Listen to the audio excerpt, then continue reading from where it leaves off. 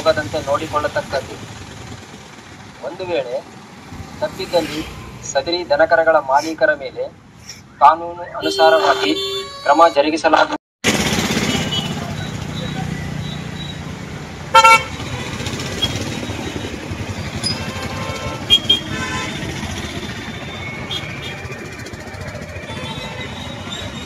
ನಗರಸಭೆ ಕಾರ್ಯಾಲಯ ಯಾದಗಿರಿ ವತಿಯಿಂದ ಸಾರ್ವಜನಿಕ ಪ್ರಕಟಣೆ.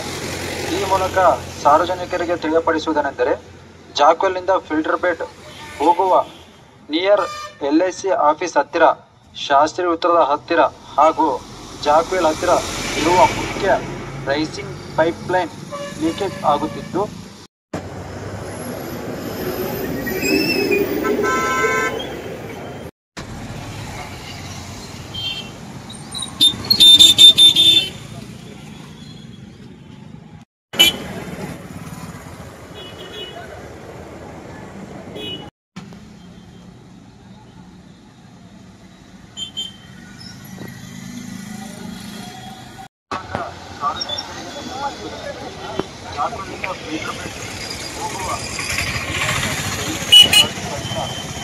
ಇವರಿಂದ ಪ್ರಕಟಣೆ.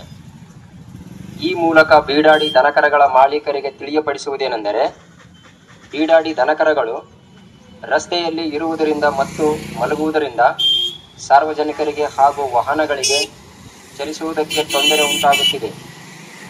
ಆದ್ದರಿಂದ ಸದರಿ ಬೀಡಾಡಿ ದನಕರಗಳ ಮಾಲೀಕರು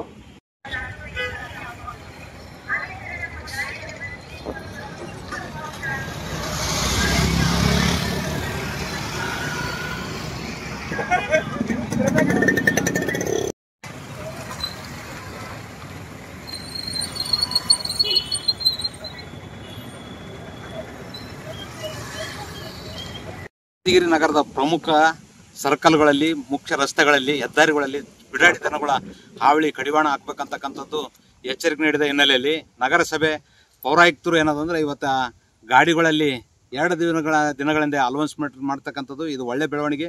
ತಕ್ಷಣ ಬಿಡಾಡಿ ದನಗಳನ್ನು ಗೋಶಾಲೆಗೆ ತೆರಳತಕ್ಕಂಥ ಕೆಲಸಕ್ಕೆ ಮುಂದಾಗಬೇಕಂತಕ್ಕಂಥದ್ದು ನಂದು ಆಗ್ರಹ. ಅದರಲ್ಲಿ ಬರೀ ಯಾದಗಿರಿ ನಗರ ಅಷ್ಟೆಲ್ಲ, ಜಿಲ್ಲೆಯಲ್ಲಿರ್ತಕ್ಕಂಥ ಎಲ್ಲ ತಾಲೂಕು ಮತ್ತು ಹೆದ್ದಾರಿಗಳಲ್ಲಿ ಸಾಕಷ್ಟು ಬಿಡಾಡಿ ದನಗಳನ್ನು ಬಿಟ್ಟಿರ್ತಕ್ಕಂಥದ್ದು. ರಾತ್ರಿಗೆ ಅಪಘಾತ ಆಗೋ ಸಂಭವ ಅದ. ತಕ್ಷಣ ಜಿಲ್ಲಾಧಿಕಾರಿಗಳು ಎಲ್ಲ ಕಡೆಗೆ ಸುತ್ತೋಲೆ ಹೊರಡಿಸಿ ಬಿಡಾಡಿ ದನಗಳನ್ನು ಗೋಶಾಲೆಗೆ ಹಚ್ಚಿ, ಇಲ್ಲಾಂದ್ರೆ ಹರಾಜು ಮಾಡಿ ಆ ಸರ್ಕಾರಕ್ಕೆ ಹಣ ತುಂಬಿಸ್ತಕ್ಕಂಥ ಕೆಲಸ ಮಾಡ್ಬೇಕು. ಇಲ್ಲಾಂದ್ರೆ ಓನರ್ ತೊಗೊಂಡು ಹೋದ್ರೆ ಅವರಿಗೆ ಒಪ್ಪಿಸಿ ಇನ್ನೊಂದು ಸಲ ಹಂಗೆ ಬಿಡದಂತೆ ಅವರಿಗೆ ಕಟ್ಟುನಿಟ್ಟಿನ ಸೂಚನೆ ನೀಡಬೇಕಂತಕ್ಕಂಥದ್ದು